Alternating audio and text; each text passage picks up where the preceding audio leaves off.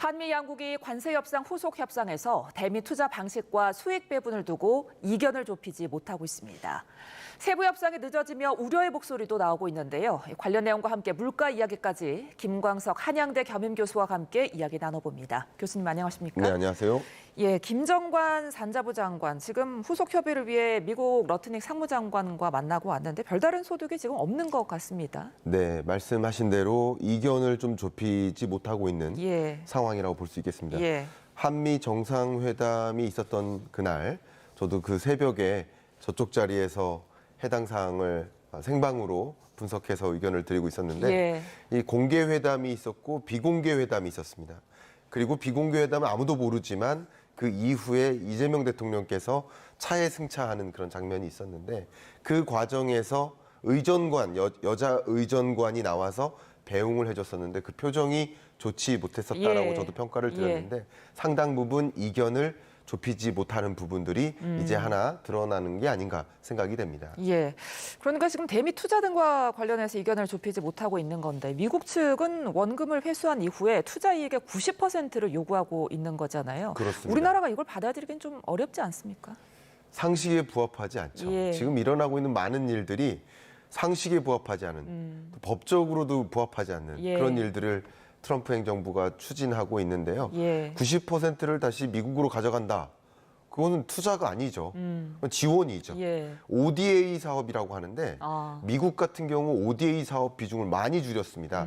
이 ODA는 주로 개발도상국의 의료 서비스 지원이라든가 부족한 인프라라든가 교육 인프라 이런 걸 구축하는 데 많이 쓰고 있는데 미국이 ODA 자금을 완전히 줄이면서 세계 주요 신흥국들이 의료 인프라가 좀 불안해지고 있는 상황인데 마치 우리나라도 ODA 사업하듯이 어떤 특정 국가의 어떤 인프라 지원이라든가 설비 지원이라든가 이런 걸 할 수는 있습니다. 근데 지금 이것은 투자의 개념이니까 투자라는 것은 그것에 따른 이익을 가져오는 것이 되잖아요. 근데 미국이 90%를 가져간다. 이것은 상식에 부합하지 않는 것이고 말 그대로의 약탈 경제에 부합하는 모습이지 않나. 과거의 어떤 식민지 체제로 돌아가고자 하는 자본주의 질서 자체를 뭉개뜨리는 그런 어떤 발언이지 않나 생각해 볼 수 있겠습니다. 그러니까 미국이 이렇게 무리한 요구를 하다 보니까 이제 일각에서는 우리나라가 미국에 488조 원을 투자하느니 그 돈을 차라리 우리 기업들에게 좀 지원을 해주고 차라리 관세 25%를 맞는 게 낫다 이런 주장까지 나오거든요. 어떻게 보세요? 자, 두 가지 답변 드리겠습니다. 일단 첫 번째는요. 말씀하신 대로 저도 고개가 끄덕여집니다. 고개가 끄덕여지는 것은 뭐냐면 이 관세를 누가 낼까요? 관세는 원래 수입업자가 내는 거예요. 근데 수입업자가 낼 때 이 많은 막대한 관세를 부담하면서 해당 제품을 수입할 리는 만무하죠. 그러니까 수출업자 입장에서 관세를 일정 부분 부담받는 겁니다. 가격을 떨어뜨려서 수출을 해야 되는 겁니다. 그럼 마진폭을 줄이죠. 그러니까 그만큼을 정부가 지원해 주는 방식으로 수출을 관세를 높이더라도 수출업자가 공급해야 되는 공급 가격을 충분히 낮출 수 있도록 정부가 지원해 주는 방식. 그것으로서 분명히 관세를 이겨낼 수 있겠다. 이것은 맞습니다. 첫 번째, 그건 맞아요. 그러나 두 번째, 제가 우려되는 것은 이 경제사회는 산수가 아니라는 거죠. 산수적으로 보면 그렇게 가능하다라고 할 수 있겠으나 그러나 다른 방면을 생각해 보면 미국이 만약에 한국에게 그럼 안보 우리 도움 안 주겠다. 라는 식으로 압력을 취한다든가 그 밖의 사회적인 각종 파장들을 생각해 보면 과연 우리나라 입장에서 이 안보 동맹국으로서 그렇게 대응할 수 있을까에 대한 의문은 역시 동시에 갖고 있는 그런 현안이라고 볼 수 있겠습니다. 그러니까 이제 한미 양국 간에 이제 문제도 있기 때문에 쉽게 결정할 수가 없는 건데 그렇습니다. 이렇게 교착 상태가 길어지면 우리나라 경제에도 좀 타격이 있지 않을까 싶거든요. 이게 굉장히 어마어마한 주제입니다. 저도 세계 주요 국제기구들의 보고서들을 쭉 보고 있는데요. IMF, OECD, 또 월드뱅크가 공통적으로 하는 이야기가 뭐냐면 지금은 이 무역 정책의 불확실성과 싸우고 있다 이렇게 표현을 하고 있어요. 그러니까 세계 많은 기업들이 우리나라 기업도 마찬가지지만 세계 많은 국가의 기업들이 어떤 장단에 맞춰서 사업을 전략을 강구해야 될지 어떤 국가의 또 제조 기지를 위치해야 될지 얼마만큼 국내에 신규 투자를 단행해야 될지 이런 방향성을 갈피를 잡을 수가 없는 거예요. 앞으로 어떻게 전개될지 잘 모르는 이 불확실성이 존재하다 보니까 어떤 식으로 사업을 운영하고 2026년 경영 전략을 꾀할지 지금 9월이잖아요. 예. 9월부터 10월 초까지가 경영 전략을 계획하는 시즌입니다. 기업들은. 경영 전략 계획을 세우기가 어렵죠. 예. 앞으로 어떻게 될지 모르니까 이 불확실성이 기업의 경영 전략을 뒤흔들어 놓고 있고 그것이 향후 채용 계획이라든가 이런 부분에도 영향을 미치니까 세계적으로 주요국들의 성장세를 더 둔화시키는 압력으로 작용하고 있다. 이렇게 평가할 수 있겠습니다. 자, 이런 상황 속에서 어쨌거나 우리나라가 미국에 투자를 하려면 무제한 통화 스와프가 필요하다 이렇게 요청을 한 걸로 알려지고 있는데요. 네. 미국 측에서 받아들일까 모르겠어요. 네, 말씀을 좀 들어보겠습니다. 예. 미 행정부는 결과적으로 약달러를 원해요. 예. 그러니까 첫 번째는 대미 투자를 약속받고 그럼 미국의 제조 기지가 확성이 되면 그러면 이제 미국에서 생산해서 수출하기 좋은 조건을 만들어야 되겠죠. 예. 그러려면 약달러 환경을 유도하는 것이 미국 입장에선 좋아요. 그래서 미국에서 수출하는 구조를 만들겠다. 그래서 지금 많은 분들에게 알려지지 않은 사안이겠지만 물밑에서 약달러 환경을 만들도록 미 국채를 매입하라든가 이런 종류의 압력을 행사하고 있다고 판단합니다. 예. 근데 그것에 대한 상응하는 조건으로서 우리도 그러면 그건 그대로 이행할 테니 통화 스와프를 체결해달라라는 요구를 분명히 해야만 한다라고 저는 주장을 했었습니다. 네. 실제 그 요구를 한 거죠. 근데 보시는 것처럼 1차 글로벌 금융위기 때도 한시적인 통화 스와프를 체결했었고 역시 코로나19 팬데믹 경제 위기 때도 한시적으로 통화 스와프를 체결했습니다. 그러니까 한시적으로 통화 스와프를 체결해야 외환 위기 같은 것들을 다시 겪지 않는 예. 소위 급격히 외화 자금이 빠져나갈 때 소위 미국과의 어떤 통화 스와프 체결 말 그대로 마이너스 달러 통장을 만들어 놓으면 빠져나갈 때도 외환 시장이 흔들리는 것을 방어할 수 있는데 우리도 이것을 반드시 요구해야 된다고 봅니다. 다만 중요한 것은 미국 입장에서 이 통화 스와프 체결을 안 해줄 이유가 없는 거예요, 사실은. 왜냐하면 미국이 요구하는 약달러 환경을 우리도 유도하는데 도움을 주고 있다, 돕겠다라는 건데 그것에 대한 상대적인 조건으로서 통화 스와프를 요구하는 과정이다. 그러면 여기서 미국은 왜 계속 이것을 지연시키고 있을까? 통화 스와프 체결을 좀 뜸들이고 있을까? 바로 통화 스와프 체결이라는 한국이 그토록 원하는 통화 스와프 체결을 당장 들어주지 않음으로써 하나의 협상 카드를 들고 있겠다는 거죠. 이걸 안 들어줄게. 그러면 더 이거 한다면 예를 들면 미국에 투자하고 90%를 미국이 가져가게 약속한다면 통화 스와프 체결해줄게. 이런 식으로 하나의 또 다른 협상 카드로 들고 있기 위해서 그냥 쿨하게 협상을 체결해주지 않고 있는 그런 모습이지 않나라고 평가해 볼 수 있겠습니다. 예. 자, 주제를 바꿔서 이 이야기도 좀 해볼게요. 우리 국민 구금 사태가 얼마 전에 미국에서 있었는데 네. 관련해서 이제 미국 언론에서도 트럼프 대통령의 자책골이다 이런 평가가 나오고 있거든요. 기업들의 미국 투자 아무래도 좀 위축되지 않겠습니까? 네, 일단 첫 번째 정치적인 어떤 입장은 충분히 고수한 겁니다. 미국 3억 5천만에 달하는 유권자들에게 내가 이토록 우리 국민에게, 그러니까 미국 국민에게 일자리를 주기 위해서 이렇게 특단의 조치까지 했다라는 정치적인 어떤 소득은 충분히 가져갔으리라 생각이 됩니다. 예. 한편에 저도 이 많은 기업들의 이제 주재원 교육 같은데 참여를 하고 있는데 주재원들이 미국으로 가고 싶지 않다.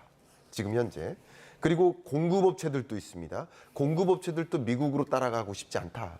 그러니까 미국의 대미 투자를 분명히 약속을 했는데 그러면 미국 현지에 공장 증설을 해야 되는데 지금 이런 조건 하에서는 이런 어떤 누가 그 어떤 긍정적인 효용을 돈을 벌기 위해서 미국에 가긴 가겠지만 근데 이렇게 구금을 당할 거라는 불확실성을 갖고 어떻게 누군가 미국으로 가겠습니까? 예. 그러니까 그런 관점에서 일종의 장애물이 생긴 것은 확실하다라고 의견을 좀 드려보고 싶습니다. 네.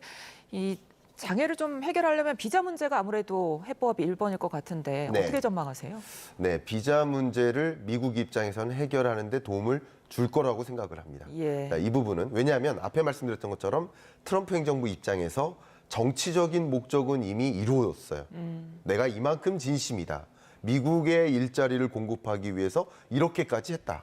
그러니까 미국에게는 충분히 고를 성립했으니까 그러면 이제 미국으로 투자하고 공장 짓고 하는 그 여정이 삐걱거리면 안 되겠다. 그러니까 비자를 또 추가적으로 신설하는 이런 의사결정을 할 수 있지 않을까. 뭐 저부터도 사실 미국의 어떤 회의가 있어서 네. 갑니다. 월드뱅크에 가거나 혹은 뭐 IMF에 가거나 갑니다. 근데 사실 이렇게 정식으로 노동 비자를 가지고 회의라는 것은 일이잖아요. 예. 수당을 받기도 하거든요.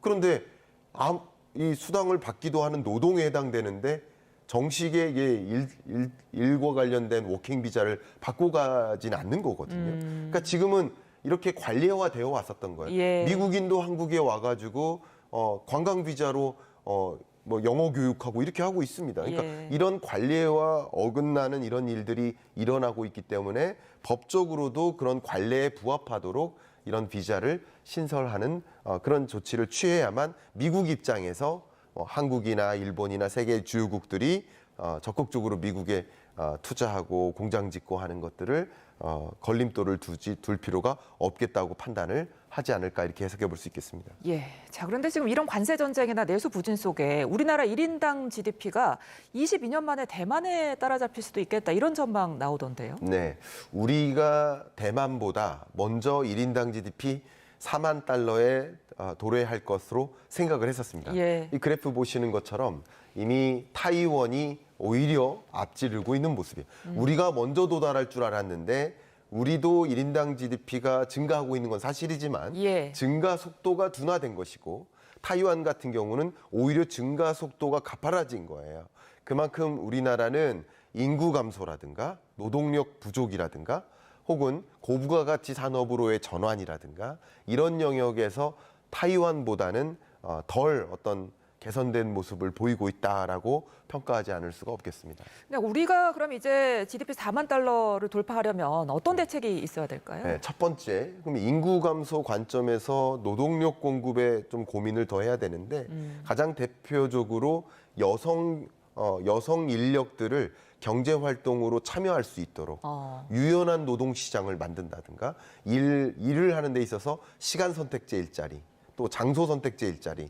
그러니까 꼭 그 장소에서만 일하고 그 시간대에만 일할 필요는 없는 예. 거거든요. 그러니까 여성의 경제 활동을 참여시키는 것만이 노동력의 급속한 감소를 막을 수 있겠다. 한 가지 방안이고요. 예. 또 산업적인 관점에서도 기존의 전통 산업들은 지금 제로 성장하거나 마이너스 성장하고도 있는데 이런 산업들을 고부가가치화한다든가 AI를 활용한 또 유망 산업으로 진출할 수 있도록 한다든가 그래서 고성장 산업으로 전환시킬 수 있도록 유도하는 것 이런 종류의 노력들이 필요하지 않을까 의견을 드리고 싶습니다. 네, 내수 성장도 좀 필요할 텐데 지금 물가를 보면은 올해 추석 사례상 비용이 4년 만에 20만 원대로 회복했다고 하더라고요. 네. 어떤 영향이 가장 컸을까요? 네, 당연히 우리가 구매하는 추석 차례상에 들어가는 소비 품목들이 있죠.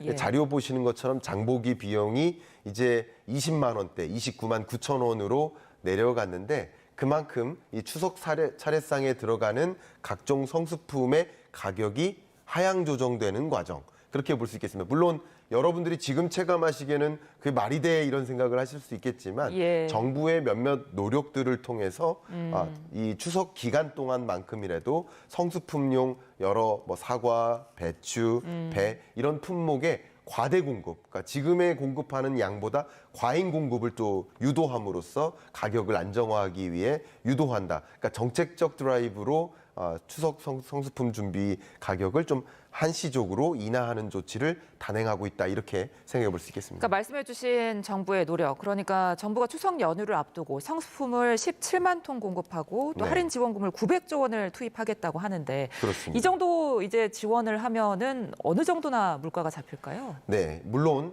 지금 말씀드리는 이런 이 가격을 안정화시키기 위한 민생 안정 대책은 추석 연휴 기간 동안 예. 혹은 그 전 며칠로부터 그 한시적인 일이기 때문에 전반적인 우리나라의 물가 상승률 자체를 기조적으로 끌어내리는 영향은 없다고 생각합니다. 예. 다만 사과나 배를 뭐 평상시 공급량의 3배로 공급을 한다든가 밤 같은 경우도 4배, 배추는 18배나 증가시킨다고 합니다. 그러면 항상 이 추석 연휴 시즌에 배추 가격 급등하고 사과 가격 급등하고 하는 일들이 있었는데 그 급등하는 현상을 막음으로써 민생을 안정시키겠다라는 것이고 또 말씀하셨던 900억 원을 투입한다는 것은 이 가격을 안정시키기 위한 할인을 유도하도록 그럼 유통업체들이 마진을 축소해야 되니까 그 부분을 유통업체들에게 공급함으로써 그만큼 소비자에게 가격을 인하시킬 수 있도록 유도하는 900억 원이나 투입하겠다. 그만큼 이 추석 연휴 시즌에 이 저소득층이나 취약계층이 고물가로부터 고통받는 일을 막을 수 있도록 또 물가 부담을 좀 막음으로써 소비를 또 나름 진작시킬 수 있도록 그게 이제 내수 경기 부양에 도움이 될 수 있도록 하는 그런 노력 장치들을 적극적으로 마련하고 있는 여정이다라고 해석해 볼 수 있겠습니다. 그러니까 이번 대책은 이제 단기적인 추석 물가 안정을 위한 거고 궁극적으로는 물가를 좀 잡아야 되잖아요. 그렇습니다. 어떤 해결책 필요할까요? 좀 짧게 부탁드리겠습니다. 네, 마지막으로는 여러 원자재나 부품이나 말씀하셨던 주로 식료품 가격이 급등락하는 현상들이 있는데 지금 우리나라의 물가 상승률은 최종 물가 상승률이 1.7%니까 사실은 2%를 밑도는 안정적인 물가 상승률에 도래됐습니다. 다만 시청자 여러분들이 체감하시는 그 체감 물가가 안정이 안 되고 있기 때문에 특히 이 주로 농림수산식품부를 중심으로 해서 해당 농림수산식품 영역에 안정적인 공급 제공함으로써 가격의 급등락을 피하는 그래서 체감 물가를 안정화하는 그런 노력이 집중되어야 되지 않을까 하는 조언을 드리고 싶습니다. 안정 대책까지 지금까지 김광석 한양대 겸임교수와 함께 알아봤습니다. 고맙습니다. 감사합니다.